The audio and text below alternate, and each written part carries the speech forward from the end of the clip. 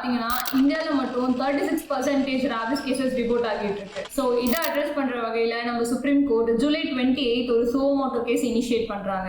Followed by that August 11 நம்ம supreme court ஒரு கான்ட்ரவர்ஷியலான ஜட்மெண்ட் பாஸ் பண்றாங்க, சேயிங் தட் டெல்லியில இருக்க எல்லா ஸ்ட்ரே டாக்ஸையும் ஸ்டெரிலைஸ் பண்ணி வேக்சினேட் பண்ணி ஷெல்டர்ல வச்சிடணும், to not be released back in the streets. இந்த judgment prevention of cruelty to animals act 1960 violate பண்றது மட்டும் இல்லாம த்ரூ அவுட் த கண்ட்ரி எல்லா அனிமல் ரைட்ஸ் ஆக்டிவிஸ்டுமே இந்த ஜட்மெண்ட்டுக்கு எகென்ஸ்டா ப்ரொடெஸ்ட் பண்ணாங்க and multiple petitions were filed before the court.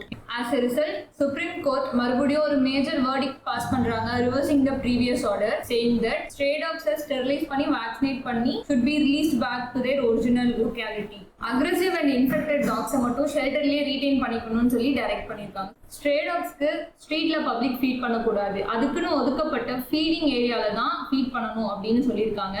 அதை மீறினா லீகல் ஆக்ஷன்ஸ் எடுக்கப்படும். சோஃபார் இது ரிலேட்டடா பெட்டிஷன்ஸ் ஃபைல் பண்ண என்ஜிஓஸ் 2 lakhம் இண்டிவிஜுவல்ஸ் 25,000 பே பண்ண சொல்லி கோர்ட் டைரக்ட் பண்ணியிருக்கு ஃபார் ஷெல்டர் எக்ஸ்பென்சஸ். ஸ்ட்ரே டாக்ஸை அடாப்ட் பண்ணிக்கணும்னு விருப்பப்படுறவங்க முனிசிபல் பாடி அப்ரோச் பண்ணி அடாப்ட் பண்ணிக்கலாம். ஒன்ஸ் அடாப்டட் அது திருப்பி ஸ்ட்ரீட் போகாமல் இருக்கிற ரெஸ்பான்சிபிலிட்டி உங்களோடது தான். இந்த ஜட்மெண்ட்டை பற்றி நீங்கள் என்ன நினைக்கிறீங்க கமெண்ட்ல சொல்லுங்கள்.